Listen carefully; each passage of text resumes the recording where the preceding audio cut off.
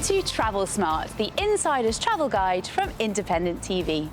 This is the series where we share our take on the best destinations to visit, as well as the most sustainable ways to explore the world.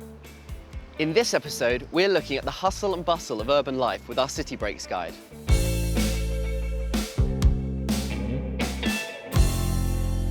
Pablo Picasso's sunny Andalusian hometown of Malaga is a wonderful city, and it's had a busy 2023, celebrating its famous sun. The young Picasso spent the first 10 years of his life in Malaga. It's not surprising the city is a haven for art fans.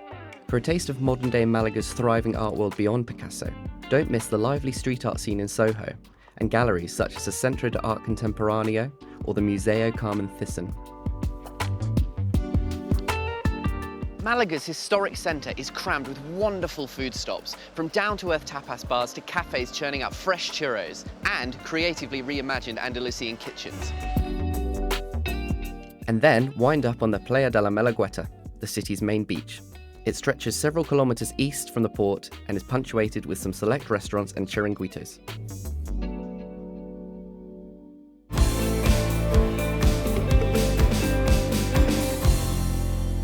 Cities are constantly changing spaces, so even if you've been to a particular city before, a repeat visit can deliver a very different experience. Paris is gearing up for a massive 2024 as the Olympics and Paralympics come to the city. Beach volleyball at the feet of the Eiffel Tower, archery and para-archery at Les Invalides, and fencing in the newly restored Grand Palais means the city will look very different. Get in ahead of the busy season with a spring break to Athens and have the ancient wonders of the world more or less to yourself. A visit in April or May will still be warm, with easier access to the ancient Greek marvels and great Mediterranean food. Prague can feel as though it's caught in time. The Czech capital is a perfect fairy tale European city with a blend of Gothic and Renaissance architecture, but change is afoot. The Vltava quayside between Naplavka and Rasinova has become a new cultural hub with cafes, galleries and bars. Travel to Poland continues to get better, and with it comes great opportunities to see more of the country. Krakow is Poland's second city and very different to Warsaw. Alongside the city's historic buildings from the 16th century is Nowa Huta, a sprawling concrete complex on the outskirts of Krakow dating back to the 1940s. It was designed as the ultimate proletarian city. Krakow is a wonderful way to see Poland and Europe's fluctuations. Vienna is a romantic winter city, but there's plenty on offer in the summer too. The Summer Night Concert is a free event from the Wiener Philharmoniker in the glorious landscape gardens of the Schönbrunn Palace, while the Donauwind Selfest is a free 3-day festival held on the Danube that features multiple stages and hundreds of hours of music, from rock to rap and all things in between.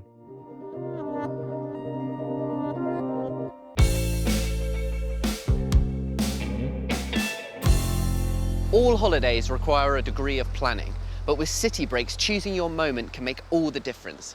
Jet2 City Breaks offer a range of hotels and great flight times, so you can really take your pick. As well as return flights and accommodation, you'll get 22 kilograms of baggage and 10 kilograms of hand luggage in your atoll-protected package.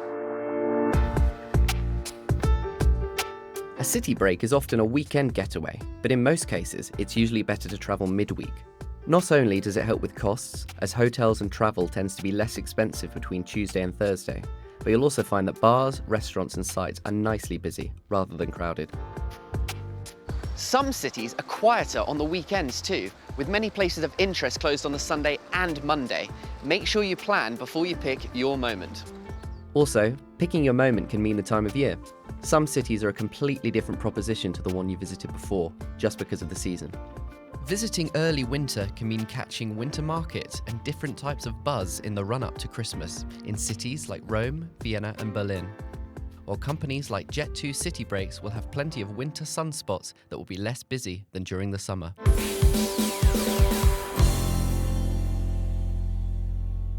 This this is the part of the show where we tackle your burning travel questions. And since we're talking all about city breaks today, we're going to start off with one about luggage, because lots of our readers are very interested to know what you should pack for a city break, how much luggage you should take, should you check in any luggage? Now, Simon, what's your take on that?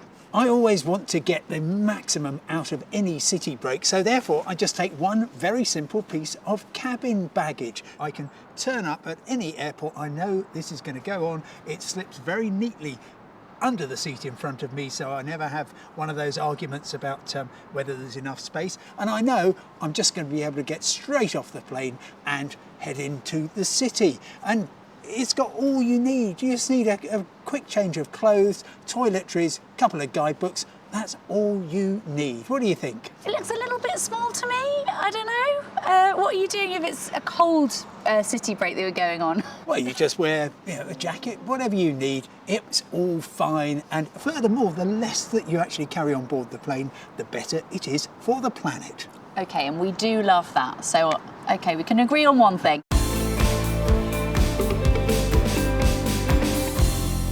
We have got a question from Adrienne about Rome. She's going for 3 nights and she wants to know, where does she start with sightseeing? What are the big things she needs to tick off? Of course, the big hitters are always great. That's the Colosseum, the Pantheon, this amazing structure, now a Christian church. You've also got the Vatican, St. Peter's, the Sistine Chapel. But also it's really important to explore some of the beautiful little churches. So Santa Maria del Popolo is a favourite of mine, as well as San Ignacio. And crucially, I would also recommend a fantastic place if you're off to Fiumicino Airport to fly out. There's an astonishing archaeological site called Ostia Antica, which is almost a kind of version of Pompeii, very close to the airport. So you go and have a look at it, then you just hop in a cab and go to the airport. Wonderful. Well, there you go, Adrienne. I hope that's given you some ideas for your trip to Rome. And that's all the time we've got for this episode of Travel Smart on Independent TV.